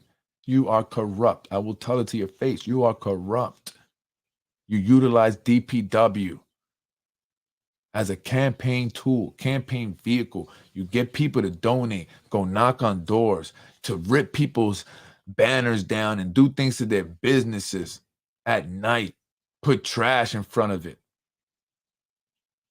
Guys are a bunch of thugs. Use your brains. Thugs. Anyone could beat somebody up. Anyone could throw trash in somebody's business. Thugs, man. Corrupt thugs. Tom Meyer. People read your emails and laugh at you. And you're the head of DPW. Guess they didn't teach you to write in the military, huh? Thugs, man. It's very unfair, corrupt, and getting worse in Yonkers. Those in power think they are invincible and unaccountable because they are connected. Exactly. They think it's funny. You got to see the text messages I get. Just the arrogance. Arrogance. Not even that it bothered me. I'm just talking about the arrogance. Like you read it, and it's just like these people are just so arrogant. They just, and racist, disrespectful. Disrespectful. And every text message I got, like this, was someone connected to these individuals. There's no reason I would get a message like that. I've never gotten them before until I started talking about basement politics, especially the Spanos. Just saying. Shameful, and it's only getting worse. No transparency with vehicular crimes. Akeem, CJ, and then Yonkers police officer. Yeah, they let them. I mean, the deputy commissioner of DPW's son serves up alcohol to individuals at a bar to where they're pissy drunk, and then they drive home in city vehicles. That's what happens here. So if you're a supervisor for DPW, right, and the deputy commissioner's son is giving you drinks all night long, and he knows you have a city vehicle and you drive home and you're doing this, you good, you know, I'm good. I'm not gonna get in trouble. I'm with the deputy commissioner's son. That's my boy. Yeah. So why would they, you know, care? They got it made. They know they can get away with it. They continue to. Akeem Jamal is a perfect example. He left John Rubel's establishment drinking at his place. But he wants to shut down duos. Why? Because he wanted duo. They want that. Who's selling it? Henry D. John Balaj. His buddy is now the guy selling the property. They forced that place down. I hear John Rubel wants to do something there. That's what I heard. I don't know how true that is. But why did they shut that down and do nothing to the bars that have been constantly a problem on McLean, where people have left drunk, where fights have broken out, like the one where the sergeant was stuck in between? Now she's being reprimanded. Here last night was absolutely terrible, and it's horrific. There was a loss of life. This is a community that I was raised in. It's a community I live in and I serve. My parents just live up the street, and something like this should never happen here in the city of Yonkers. And it was an absolutely terrible incident, complete carelessness for someone's life, and a young life was taken. We need to be tough on crime. I'm here to stand with our Yonkers Police Department and the mayor of the city to make sure that we nip this in the bud, that it doesn't happen again, and any resources that the city needs, the police department needs, in order to protect and serve this great city. I'm there to help our police department. And today I'm calling on and asking the mayor and the police commissioner to please shut this location down. This bar has been a thorn in the side of this community for way too long now. Our police department has dealt with it through the pandemic and even before, and now is the time to close this location. It's a little too late, but it needs to be closed. Been here last. Look at him calling for someone's business to be shut down because of the actions of individuals that, you know, the owner couldn't control, had nothing to do with. In fact, I think it was an employee that was killed. John Rubel didn't say the same thing when CJ Hackett was killed. When people were stabbed and beaten in front of the bars on McLean. And I'm not targeting the bars on McLean. I'm just saying, if this guy's going to be going out there, you know, calling for businesses to be shut down, then he's got to do it all across the board. And he talks about nipping in the bud. Had you nipped it in the bud, CJ Hackett would still be alive, John. But you didn't. You allowed things like that to continue to happen. And look what you guys are responsible for. I give you some responsibility because you didn't nip it in the bud, John. That is your district. You have that on your hands, John. You do. IG wasting $750,000 a year in operating expenses. Only Liam has been appointed. Now 2 years. What investigation inquiries has his office looked into besides Mike Cater? Another $800,000 cost to the city. That's a lot of money. City taxpayers for 2 law firms to pursue wrongdoings into Cater. And make no mistake, nothing there. Otherwise, 6 months later, he would have been charged. That's true. There's nothing there. That's why they haven't charged him. They want to charge him. So if they had something, they would charge him, right? But because they have nothing, the next best thing is to keep the investigation on him, keep him down as long as possible.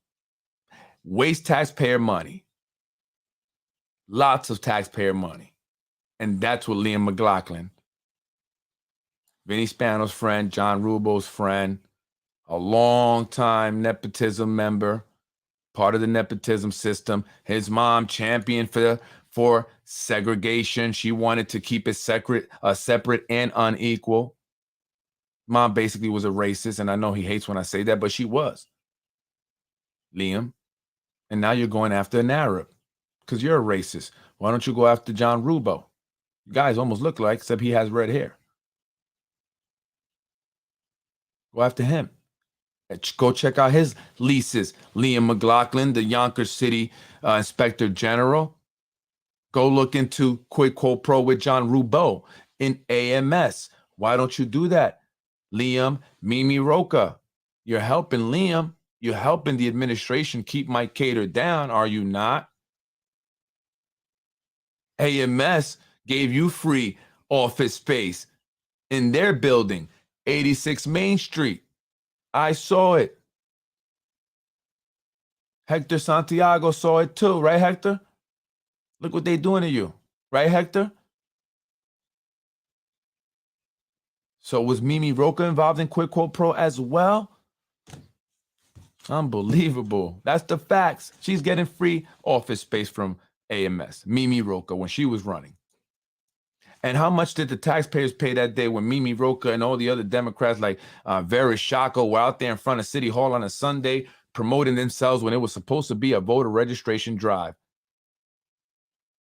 I don't know how many people registered to vote that day, but I can tell you that they all took turns speaking into Rue Rose's camera, promoting themselves, while a bunch of police officers were all the way at the top of City Hall in the back, sitting on 2 coolers full of cold drinks under a tree. Were they getting paid? Maybe they were in uniform.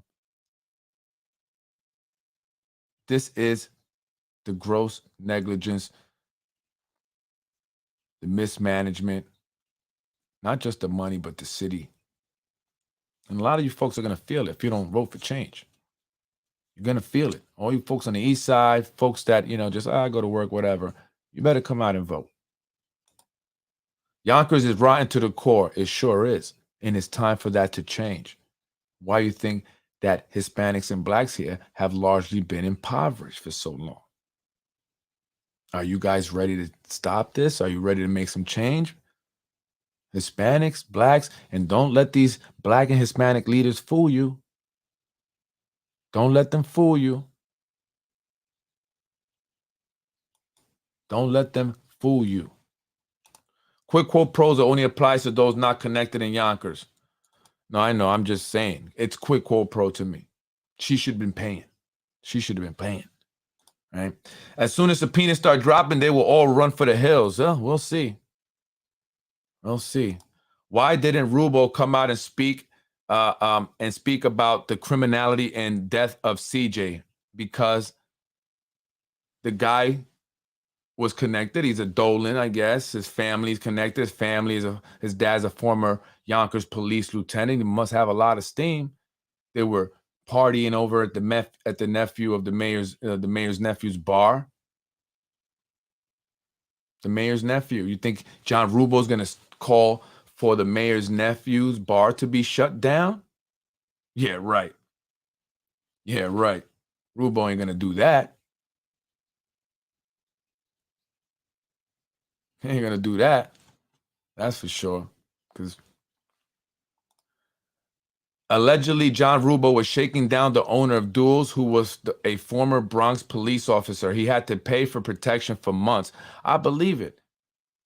That's what they do. They shake people down. I'm working on something. I don't want to put it out right now. And sometimes, folks, look, I can't tell you everything. You have to understand that. Certain things I can't, because there's things in the works that I just, again, I can't tell. These people are watching my podcast. They watch it every day, not because it's the greatest podcast ever. No, it's not about that, but because they want to see what I'm up to, what I'm saying, and how to counter it, how to work around it, that's what they're doing. Opposition research. There's police officers right now that are watching specifically to see what they can get out of it on behalf of the administration. I mean, his brother heads the intel, and I'm not saying anything negative. I'm just saying, prove me wrong. Otherwise, I have to kind of think on the safe side. You know what I mean? So, it's a fact. And I know this, and I can't even tell you how I know that. You see what I'm saying? So there's things that I can't tell you. And so it may not seem like, maybe that I don't know what I'm saying, or maybe I don't have my facts right. Just like, hey, to homegirl, I'm not even gonna say your name, even though I think you wanted me to know your name because you kept saying, you're probably gonna find out who I am. So if you want to know, I could just ask me. I said, well, you don't want to tell me, you don't have to tell me. If you want to know, no. But she told me. But anyway, just like her, she tried to tell me I was wrong until she realized she was wrong. I knew information about her boss or family member or whatever that she didn't even know, or maybe she was just lying to me. So it's gonna seem that way, but trust me, I'm not here. I'm not selling anything to anybody. I don't got anything for sale. I'm not asking you for money. I don't have a GoFundMe up. I'm not looking to be famous on some podcast show. I'm not on YouTube trying to get 10,000 subscribers or whatever. I'm not. I'm here to share the information and create change here in the city of Yonkers. I was a victim, like many people. I was attacked. My family, my business. They try to shake me down. They have sent messages, phone calls, text messages, Instagram messages, Facebook messages saying the most disgusting things. They've put pictures of my wife with sexual things in front of her face. Have said the most disgusting things about me and my wife and family members. All in an attempt to shut me down, to destroy me. They've purposely kept children from being enrolled in my universal pre-K by telling parents that their vendors had no more space, although we were telling them, hey, we have plenty of space. Why did you only give us 3 initially? Causing us to not be able to hire the 2 people we were going to hire. 2 jobs lost.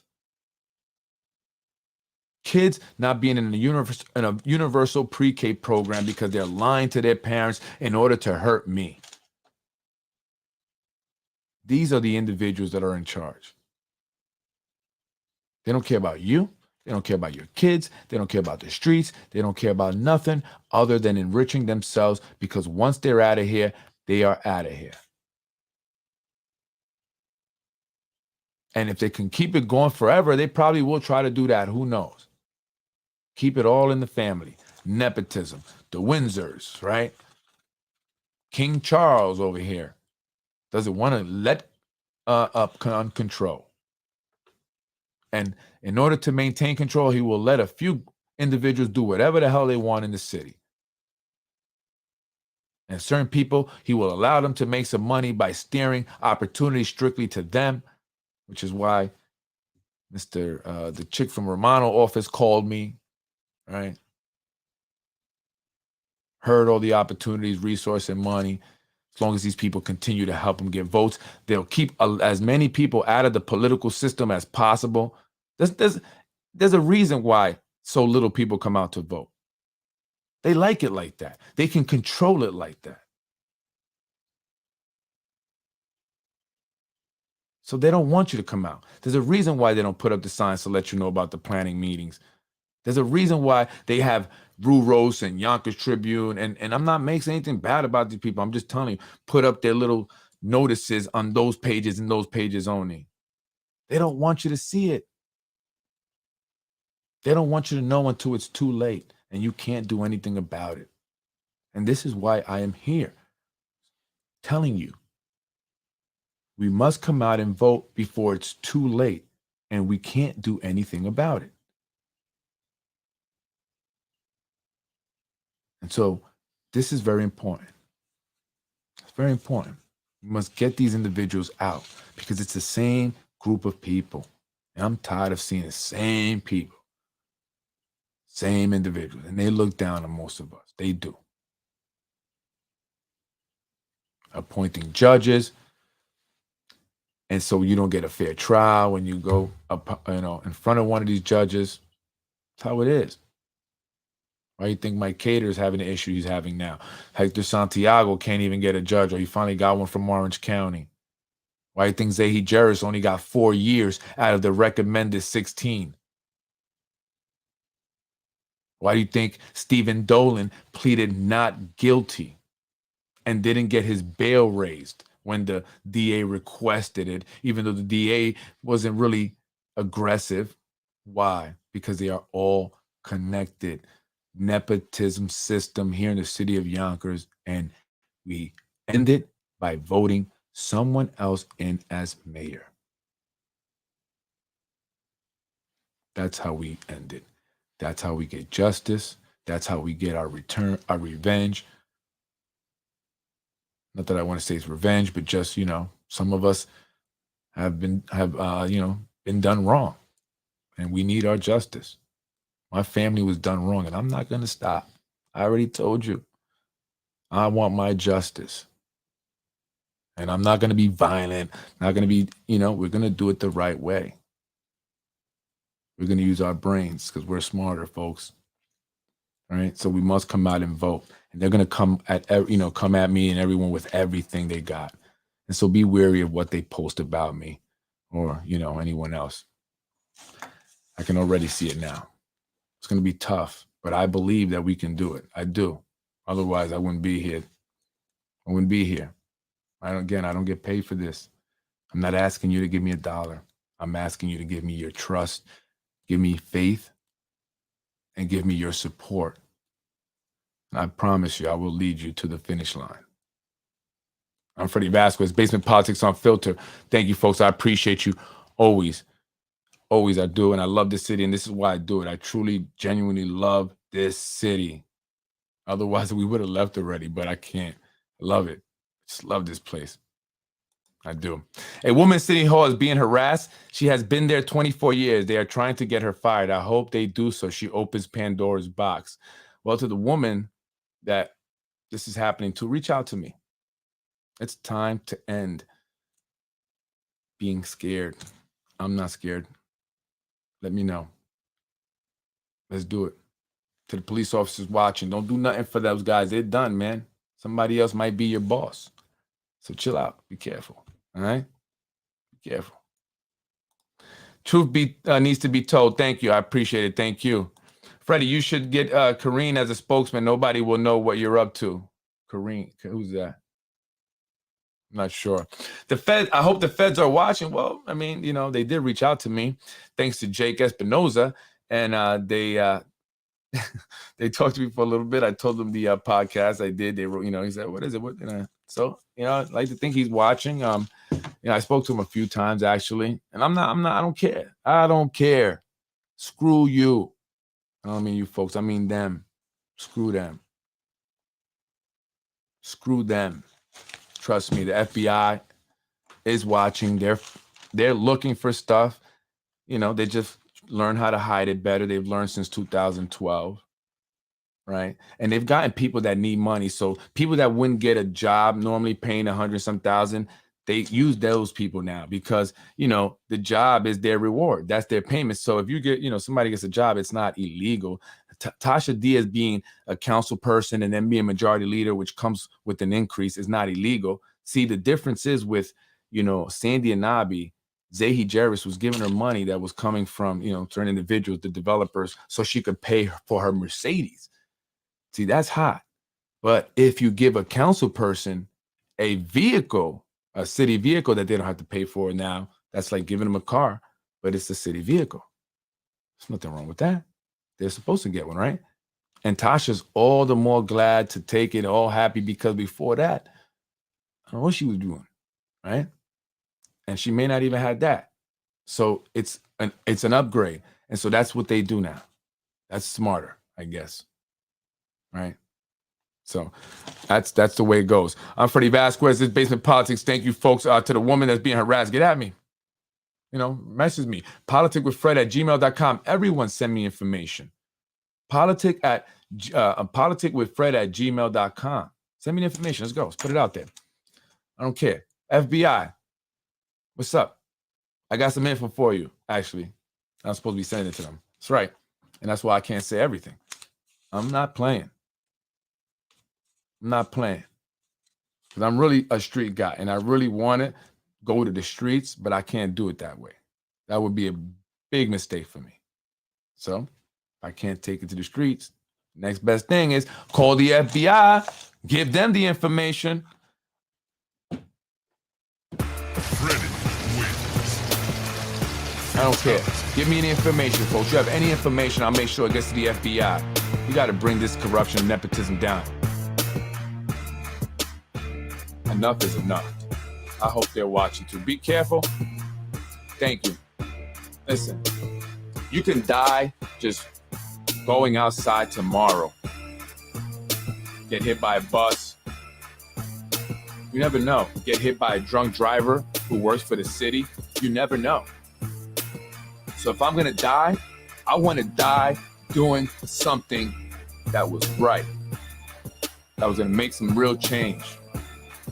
So if I die, it'll be worth it. And I mean that. I'm right here. Come and get me. Because I'm going to come get you. I'm Freddy Vazquez, Basement Politics Unfiltered. Thank you, folks. Freddy wins. Fatality.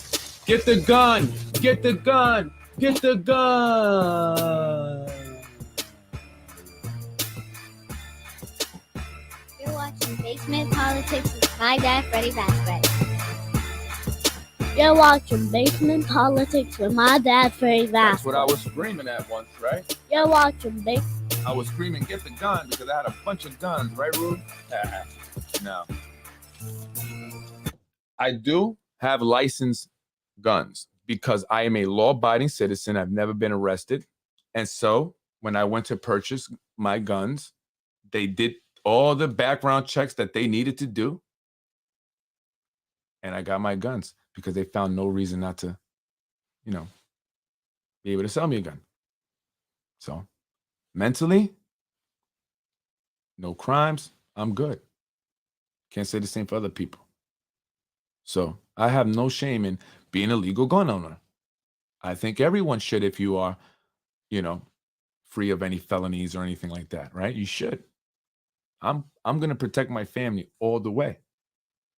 All the way. Am I a violent person? No, there's no history of it. That's why they haven't put it up. Have you seen anything? No, they can't. They don't have it. There's no reason for me to be violent, really. Right? I'm a business person. I have a family. I want to be there for my kids, man. So there's nothing wrong with it, and I do. So I do have licensed guns, absolutely, absolutely. I go to there's a shooting range up in Cortland. It's a public one. I like to go there, and and it's just for the apocalypse, for the zombie apocalypse. No, just it's it is what it is. And I've lived in states where owning a gun is like owning a car. It's no big deal, right? And my families would have gun cases, and they would be unlocked, and nobody shot themselves. None of the kids went and did anything crazy. New York is way worse, and it has so many gun restrictions, right? So, and I'm just saying that because I was making a joke into a video that Rurose posted and tried to make me look bad. I was saying, get the guns, get the guns. I didn't have any gun, but I was in fear of my life and my wife's life at that moment. And when we were being attacked, it was a real big incident. The police came and everything, and thank God they got there when they did. Thank you, YPD. Although some of you that got there, that showed up that night, weren't on my side. You guys were against me, man. Right? And I don't mean that moment, but later on, they did something that they shouldn't have done to try to hurt me and my family after we were victims. But you don't care, right? That's how it is. Folks, let's get it popping. That's right. Let's get it popping. I'm up out of here. I'm Freddy Vazquez, Basement Politics Unfiltered. Thank you, Carolyn. I appreciate it. I'm always looking out. I'm always definitely, that's why I knew that guy was following me on Central Avenue, remember? That's why I spotted that dude. And I think I know who that dude is. That's silly. Just wait on it. Wait on it. By you, I start being nice to Freddy. Freddy wins. Start being nice to Freddy. Fatality. Thank you for watching Basement Politics with my husband, Freddy Vazquez. Freddy wins. Fatality. Have a good night, folks.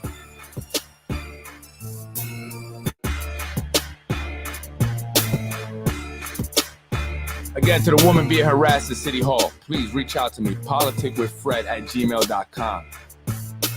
You have to face the monsters. You cannot be afraid of the monsters. Once everyone begins stepping up, speaking out, standing firm, you'll quickly see how they will crumble.